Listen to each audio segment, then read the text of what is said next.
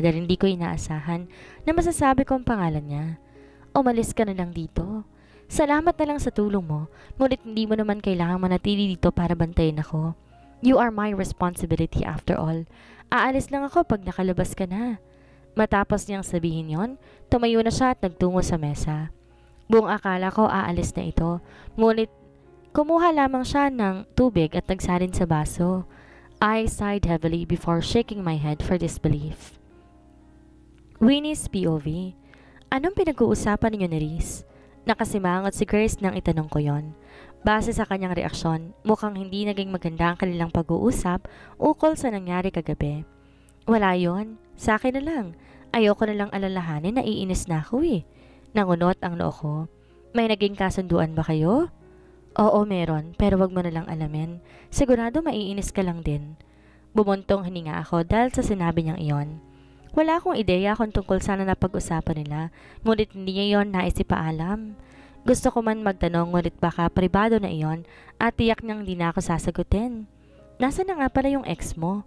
Umayos ako ng pagkakahiga matapos niyang matanong si Asher. May tumawag kasi sa kanya kanina sa cellphone. Hindi ko alam kung sino yon, ngunit nagpaalam siyang uuwi na muna. Wala ako naging tugon sa pamamaalam niyang iyon. Kanina ko pa nga ito pinapaalis at sinabi ko na nga sa kanyang maayos lang ako, ngunit nagpumilit pa rin siyang manatili habang nag-uusap sina Grace at Reese kanina. Baka may importante siyang lakad ngayong araw. Yun ang siyang sinagot ko kahit di ako sigurado. Mali ko ba kung ang tumawag sa kanya kanina ay ang fiancé niyang si Rika? Habang iniisip ko yon, pakiramdam ko nagiging sagabal ako sa kanila. Dapat na ba talaga akong umalis at bumalik na ng probinsya? May napag-usapan ba kayo? Meron. Napabuntong hininga ako nang maalala ko yon.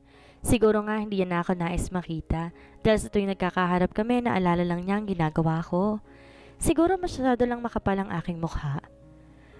Tungkol saan? Nagkaayos na ba kayo? Sinasabi niyang umalis na ako. Kailangan ko na raw umuwi dahil hindi na dapat ako bumalik pa dito. Matindi ang pagkakakunot ng noo ni Grace dahil sa inihayag ko. Bakit kanya dinidiktahan? Gusto na niyang umuwi ka? Anong dahilan? Nagkibit balikat ako. Hindi ko naman alam ang dahilan niya. Siguro nga gumagawa lamang ako ng gulo. Naku, ang sabihin mo, may nararamdaman pa rin siya sa'yo kaya ka nito pinapauwi. Dahil tuwing nakikita ka niya, nare-realize itong ikaw ang totoong mahal niya. Hindi ako nakapibigay tugon sa sinabi niyo ni Grace. Hindi ko alam kung may punto bang sinasabi niya, pero hindi ko magawang sumagot dahil sa kabilang parte ko. Umaasa akong totoo nga iyon, ngunit sumasalungat ang aking isip sa kadahilan ng ikakasal na siya. Paano mo nasasabi ang mga yan, Grace? Huwag mo nang iniisip ang mga ganong bagay. Malapit nang mag-asawa yung tao. Sus, totoo naman. Sa mga mata pa lang ni Philip, makikita mo na eh. Hindi niya ako manloloko. Kung yun na nakikita mo, pues ako hindi. Nag-aano lamang siya dahil kilala niya ako, yun lang. Huwag mong bigyan ng mali siya. Grabe to, ang manhid mo talaga. Bahala nga kayo pero hindi pa tayo aalis. Sino ba siya para sundin mo? Hindi ko naman na siya susundin. May utang na loob pa rin ako kay Reese. Ilalaan ko ang nalalabing araw ko dito sa Maynila bilang sekretary niya. Malaking bagay na yun upang mapasalamatan siya. Nag-iwas santigan si Grace bago bumuntong hininga. Alam ko namang may hindi magandang nangyayari sa pag-uusap nila kanina. Ngunit labas na yon sa naging pasya ni Reese na wag nang bilhin ang para lang pinagtatrabahuhan ko. Ang sa akin lang, nais ko lamang tumanaw ng utang loob. Noong araw na yon, di na bumalik si Asher. Wala na ring ibang senyales na nangyari sa akin, kaya makakalabas na ako ngayong araw. Dumating si Reese kinaumagahan na may dalang damit. Binigay niya yon sa akin bago sulipan si Grace na nakahalokip-kip lamang sa sofa. Habang sumisimsim ng kape, dinig ko pa ang pagbuntong hininga ni Reese bago to lumapit sa kaibigan ko. Napag-isipan mo na ba ang pinag-usapan natin? Yon ang narinig kong tanong ni Reese kay Grace. Ngunit tumarko lang ang kilay ni Grace na tila wala sa kondisyon mula na makita niya ang lalaking to. Stop talking with me from now on. Just pretend that we did not know each other. Bahagyang umawang ang bibig ko sa sinabing yon ni Grace. Parang kakaiba siya ngayon at tila nadala si Grace sa pagiging saplada niyang yon. Is it you that I wanted? Of course. Hindi pa yun pabor sa'yo? How about the result? Paano kung magkaroon ako ng anak sa'yo? 2 beses na napakarap si Grace, ngunit hindi iyon ang naig. Pinanatili nito ang postura bilang isang supladang babae. Do not mention that in front of me. Huwag mo nang buksan pa yun. Nag-iwas ng tingin si Grace. Tumayo rin to at nilampasan si Reese. Sa tingin ko, nahihiya lang to kahit ayaw niyang pag-usapan yon. Ngunit may punto naman na si Reese.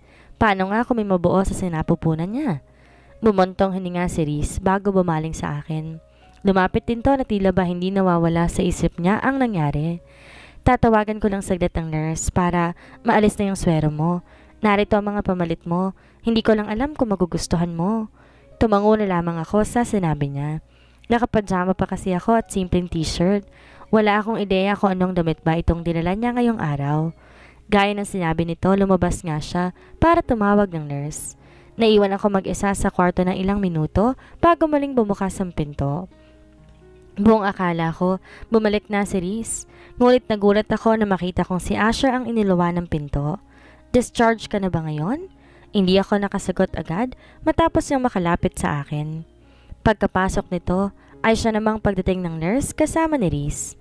Hindi ko na nabigyang sagot si Asher nang lumapit sa akin ng nurse para sikasuhin ang swero ko. Tinanggal niya na iyon at sinabi, maaari na ako lumabas dahil bayad ng aking bill ngayon. Sino nagbayad ng bill ko? Kay Reese ako nagtanong dahil alam ko naman na siya ang gagawa noon. Ngunit lumipat ang paringin niya kay Philip dahilan upang matigilan ako. He already left an advance payment yesterday. Bahagya ako nilingon si Asher dahil sa sinabing iyon ni Reese. Kung ganon, kahapon pa ako bayad? Wala na nakapagsalita sa amin dahil matapos lumabas ang nurse, dumating nang muli si Grace. Wala siyang imik na lumapit sa akin. Tila ba wala siya nakikitang ibang tao sa paligid kung hindi ako lamang. Pwede na ba tayong lumabas? Tumango ako. Dahil doon inasikaso pa niya ang mga gamit namin nang walang lingunan kay Reese. Samantalang si Asher ay nanatiling tahimik lamang. Kung hindi lamang tumunog ang cellphone ni Reese, baka tahimik kami hanggang mamaya sa silid. Yes, Dad? Nilingon ko si Reese matapos niyang sagutin ang tawag.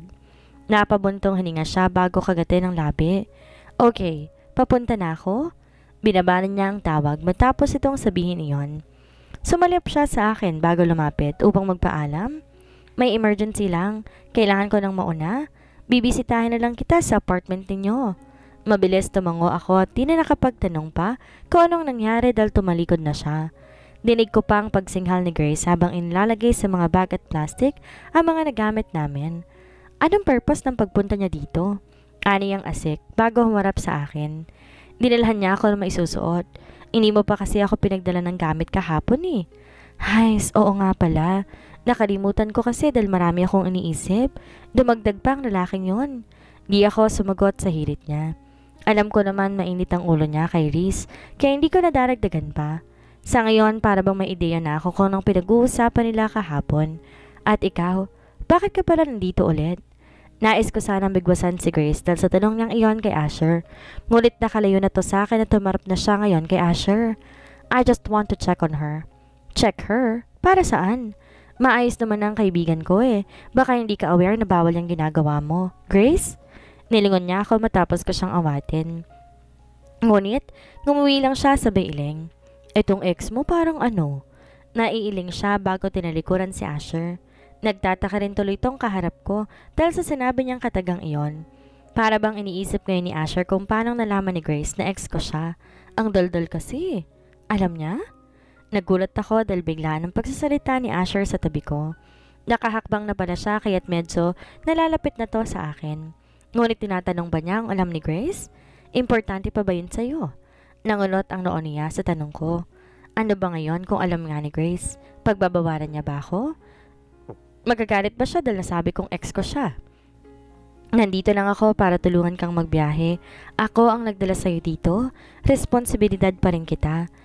Kaya na naman namin, Grace. Hindi mo na dapat inabala pa ang sarili mo na pumunta dito?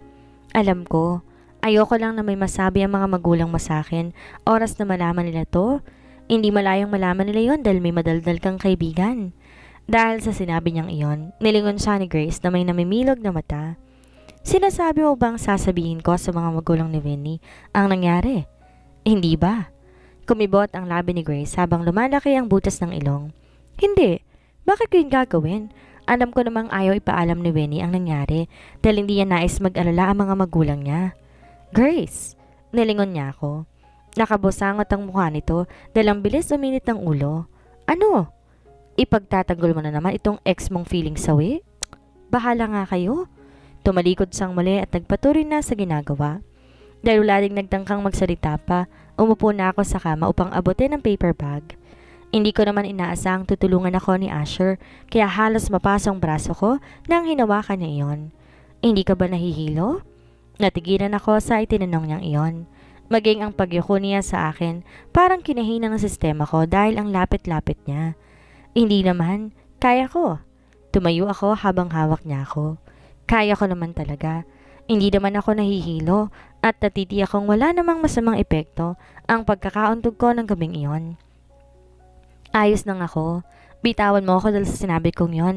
Doon lang niya nagawang pakawalan ng kamay ko na para bang narealize yung bigla ang kanyang ginawa. Malay rin akong nakapaglalakad at nakakapasok ng banyo dahil tumabi na siya. Isang mabigat na buntong hininga ang ginawa ko bago tingnan ang laman ng paper bag. Hindi ko alam kung ano iyon, ngunit kulay pula ang kulay. Nang hugutin ko yon mula sa paper bag, nakita kong formal na jumpsuit iyon na hindi ko pa yata naisuot kahit minsan. Napapikit ako. Bakit ganitong damit ang dinala niya? No choice tuloy ako kung di suotin to. Bakit pa kasi nakalimutan ni Grace na pagdalan ako na masusuot? Kailangan pa tuloy padalan ako ni Reese na iba naman ang taste sa damit. Pagkalabas ko ng banyo matapos makapagbihis, si Asher pa rin ang naabutan ko sa loob na nakaupo sa kama. Tumayo agad ito, ngunit nangunot din ang noo na makita ang suot kong damit. Do you have an appointment after this? Nag-iwas ako ng tingin dahil sa tanong niya. Wala naman. Akala ko may pupuntahan ka pa. Kakaiba kasi ang ayos mo. Kumibot ang labi ko dahil iba ang pandinig ko sa sinabi niya. Napaka-sarkasmo ng pagkakasabi nito na para bang kulang na lang sabihin niyang kagagaling ko lang ay lalakad na naman ako. Wala kasi akong ibang masuot. Bakit di mo na lang kasi sabihin na ganyan ka na talagang manamit? Bahagyang tumaas ang kilay ko dahil sa sinabi niyang iyon. Nais ko pa sana magsalita, ngunit lumakad na siya habang nakapamulsa. Halika na, salubungin natin ang kaibigan mo. Kailangan mo na magpahinga. Kung wala lang sanang fiancé ngayon si Asher, iba ang maiisip ko dahil sa ikinikilos niya ngayon. Ngunit dahil nga alam naman namin may fiancé na siya at malapit na tong ikasal, hindi na yon kailangan isipin pa. Ang tinatak ko na lamang sa isip ko ay concern lang siya sa akin dahil nga kilala niya ako. Pagkalabas namin ng kwarto, agad nang hinanap ng mata ko si Grace upang mawala panandalian ang atensyon ko kay Philip. Ngunit hindi ko to nakita kahit sumunod ako kay Asher na nangunguna ngayon sa akin. Malapit na kami makarating ng elevator nang matanawan ko si Grace. May hawak tong papel habang tumatakbo ngayon papalapit sa amin. Mauna na kayo sa ibaba. Kukunin ko pa mga gamit natin. Hindi na, iintayin ka na namin.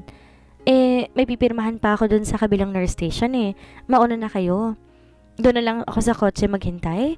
Aangal pa sana ako ngunit tumalikod na siya upang iwan ako kay Asher. Hindi ko sana nais maiwan sa kanya pero nang pangapang magagawa ko, gayong lumisan ng babaeng yon. Let's go, Winnie. Tumango ako sa pagtawag ni Asher. Di pa ako makalingon dito dahil sa biglaang pagtawag niya sa pangalan ko. Pakiramdam ko ay biglang lumipas ang wisyo ko at ilang segundo akong natigilan dahil doon. Ngunit pabilis ako nakabawi nang bumukas ng elevator. Nauna akong pumasok dahil nais kong ang tumungo sa sulok. Ayoko kasi sa pakiramdam na tinitingnan niya ako sa likuran. Ayos na tong ako lang nakakakita sa kanya dahil mukhang wala na din naman sa kanya yon. Sa apartment kayo naninirahan ngayon. Bigla binasag niya ang katahimikan habang pababa ang elevator. Hindi ko alam nasa mataas na parte pala kami ng ospital kung saan alam kong mamahalin ang bill dito. Sa Rojas. Yun ang siyang sagot ko na alam ko namang may ideya na siya. Hindi na rin naman siya nagtanong pa. Muli na lang namutawi ang katahimikan habang pababa na kami. Ngunit biglang namatay ang ilaw sabay ng paghinto ng elevator na sinasakyan namin. Napahawak ako sa magkabilang gilid ko bago ko maramdamang lumapit sa akin si Asher. Ano nangyari? Bigla ay nakaramdam ako ng takot dahil first time tong nangyari sa akin. Pakiramdam ko rin mahuhulog kami hanggang sa ilalim kaya hindi halos ako bumitaw sa hawak ko. I don't know.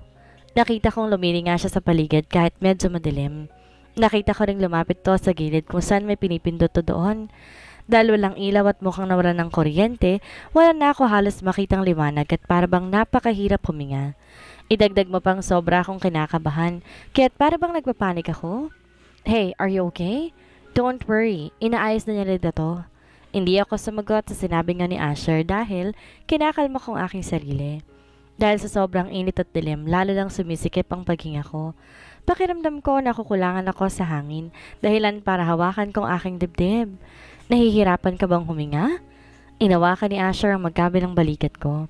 Nais ko man sabing oo, pero ayoko na mag-alala pa siya.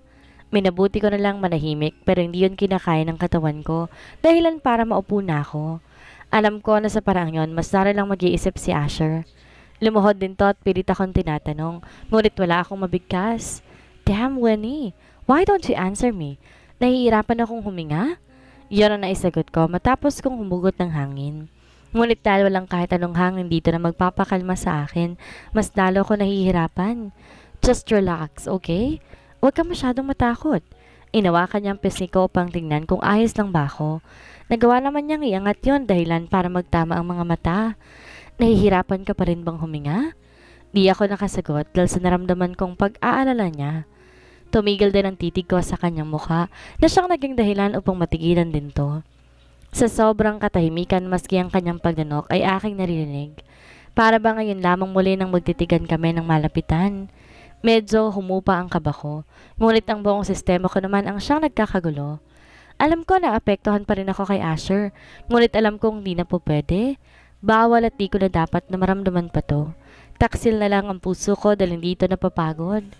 Sa pagtititigan namin yon, bahagyang umawa ang kanyang bibig, ngunit hindi na nito nagawang magsalita pa. Bumukas na kasi ang pintuan ng elevator na ngayon nagbigay liwanag sa paligid namin. Lumingon si Asher habang ako'y nakasandal na nakaupo. Doon ko nakita si Riz na pumasok sa loob at agarang lumapit sa akin. Are you okay?